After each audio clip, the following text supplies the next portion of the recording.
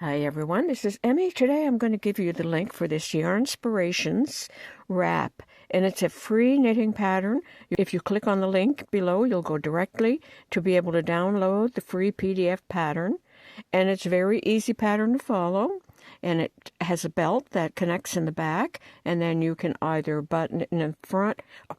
And to make this wrap, you're just going to work a long rectangle like a scarf, and it's going to have ribbing on each end. And then you knit the belt separately and attach it to the center back. And then you can button it in the front, or if you make a longer belt, you can tie it in the front. And then it fits nice and snug in the back and holds it in place. And it's a lovely design.